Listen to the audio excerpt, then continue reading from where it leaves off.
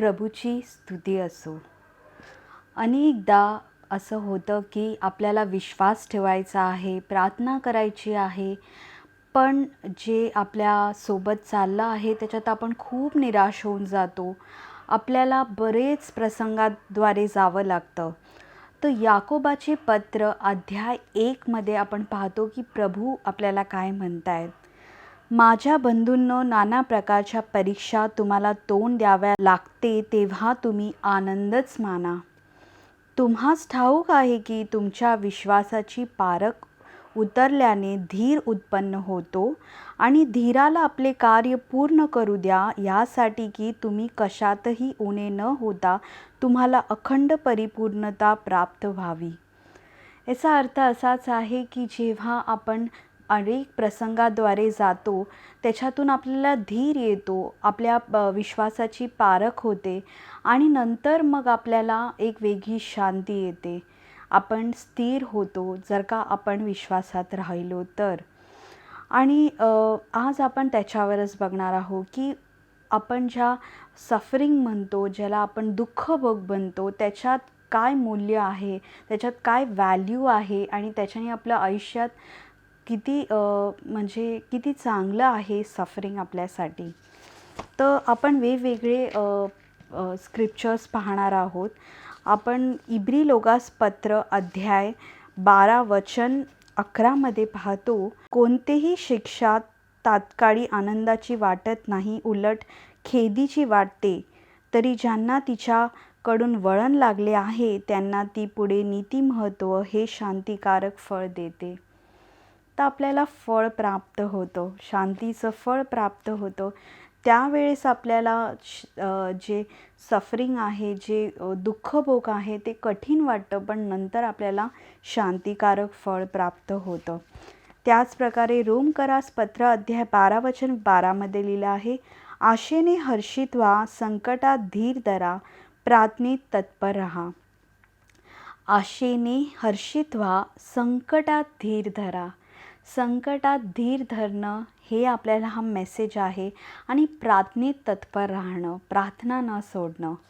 संकट येतील पण आपल्याला पेशन्स ठेवायचा आहे आणि आपल्याला पुढे जायचं आहे. योहान अध्याय 6 वचन 27 मध्ये प्रभू म्हणतात, नाशवंत अन्नासाठी श्रम करू नका, तर पिता जो देव याने ज्याच्यावर शिक्का मारला आहे तो मनुष्याचा पुत्र तुम्हाला सार्वकालिक जीवनासाठी टिकणारे अन्न देईल, त्यासाठी श्रम करा. याचा अर्थ असाच आहे की आपण जे श्रम करत आहोत ते आपल्याला जास्तीत जास्त जो स्ट्रेस असतो किंवा कोणतेही विचार आणि टेन्शन असतात ते या जगाच्या विचारांचे असतात. हे कसं होईल, ते कसं होईल. प्रभू म्हणतो अशासाठी तुम्ही श्रम करत आहात जे एक दिवस संपणार आहे, एक दिवस आपल्याला हे जग सोडायचं आहे. पण अनंत जीवनासाठी आपण श्रम केले पाहिजे. त्याच्यासाठी आपण दुःखभोग सहन केला पाहिजे. दुःखभोग फक्त लहान गोष्टींसाठी हे आपला दुःखभोग जास्त येतो तो असतो आपल्या स्वार्थी स्वभावामुळे. आपल्याला या जगाच्या गोष्टी हव्या असतात आणि त्याच्यामुळे आपण जास्तीत जास्त सफर करत असतो. पण जर का आपण दुःखभोग सहन करतो हे प्रभूच्या राज्यासाठी, तर आपल्याला हे लक्षात घेतलं पाहिजे की त्याच्यासाठी आपण श्रम केला पाहिजे आणि त्याच्यासाठी आपल्याला झालेला दुःखभोग हा नेहमीच आपल्या चांगल्यासाठी असेल. आता आपण ऑलिम्पिक्स पाहत होतो की ज्यालाही मेडल्स मिळाले, गोल्ड मेडल मिळाला, त्याच्या आयुष्यात जर का आपण पाहिलं तर त्यांनी खूप श्रम केला होता. त्याला वेगवेगळे दुःखभोग सहन करावे लागले होते आणि नंतरच त्याला तो मेडल मिळाला. त्याचप्रकारे एका बाळाला जर का विचारलं, जो मोठा झाला आहे, मोठा विद्वान मनुष्य झाला आहे, तर तो सांगेल त्याच्या आईला, त्याच्या बाबांना किती श्रम करावे लागले, किती कठीण प्रसंगातून जावं लागलं आणि म्हणूनच कुठेतरी त्याला असं शिक्षण मिळू शकलं आणि तो एवढा मोठा विद्वान झाला. त्याच प्रकारे जर का आपल्याला स्वर्गात अनंत जीवन हवं आहे, तर आपल्याला श्रम करणं गरजेचं आहे. त्याच्यासाठी आपल्याला दुःख भोग ह्याला स्वीकार करणं गरजेचं आहे मनापासून. जेव्हा आपण प्रेमाने दुःख भोगाला स्वीकार करतो, त्याच वेळेस आपण एक आनंदमय जीवन जगू शकतो. आपण त्याच वेळेस समजू शकतो की आपण येशूला दाखवतो की माझं प्रेम तुझ्यासाठी एवढं आहे की मी हे दुःखभोग सहन केलं. तेव्हा आपण आपल्या प्रेमाची पारख होते. आपलं प्रभूसाठी प्रेम किती आहे. प्रभूंनी तर आपल्यासाठी दुःखभोग सहन करून त्यांचं प्रेम आपल्याला व्यक्त केलं आहे. पण आपल्याला सुद्धा आपलं प्रेम प्रभूला व्यक्त करायचं आहे, त्यांना दाखवायचं आहे. पण आपण कधी-कधी आपल्या दुःखभोग सहन करायला रेडी होत नाही. आपल्याला प्रभूचे आशीर्वाद हवेत, पण प्रभूला प्रेम करण्यासाठी आपल्याला क्रूस उचलणं गरजेचं आहे.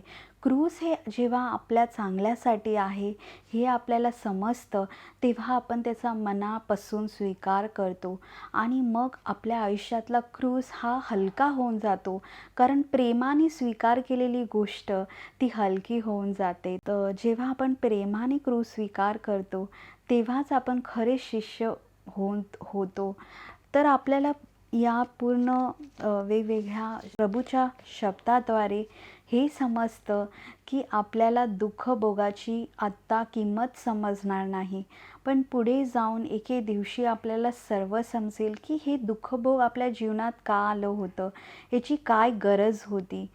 असेच बरेच आपण संत बघतो आणि जे आपण त्या संतांचं जीवन बघतो, त्यांनी भरपूर त्रास काढला होता, भरपूर प्रसंगाद्वारे ते गेले होते आणि त्याच्यानंतर कुठेतरी त्यांना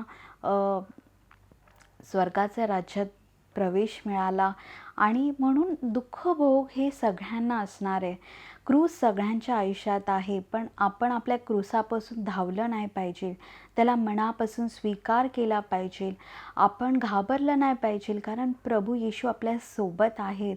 त्यांना आपण आपल्या मनामध्येच आपले लिमिट्स तयार करतो आणि असं विचार करतो मी एवढंच पेलू शकते, मी याच्यापुढे पेलू नाही शकणार. पण प्रभू म्हणतायत की माझा अनुग्रह, माझी कृपा ही पुरेशी आहे. त्या कृपेद्वारा तू क्रूसाला घेऊन जाऊ शकते आणि हे क्रूस जेव्हा तुला समजेल हे तुझ्याच चांगल्यासाठी आहे, तेव्हा तू त्याला मनापासून स्वीकार करू शकतो किंवा शकते. म्हणून हेच आपण याच्यातून घेतलं पाहिजे की क्रूसापासून धावलं नाही पाहिजे, क्रूसाचा स्वीकार केला पाहिजे. दुःखभोग हे आपल्या चांगल्यासाठी आहे. देवशब्दातून आपण एक पण असा देवाचा संदिष्ट पाहिला नाही किंवा देवाची अशी लोकं पाहिली नाही ज्यांनी दुःखभोग सहन नाही केला.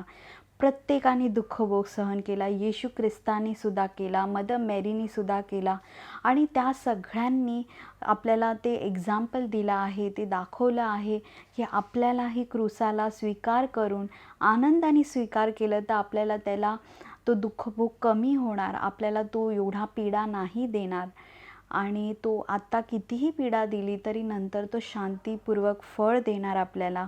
हे आपण लक्षात ठेवलं पाहिजे. Thank you. God bless you. Bye bye.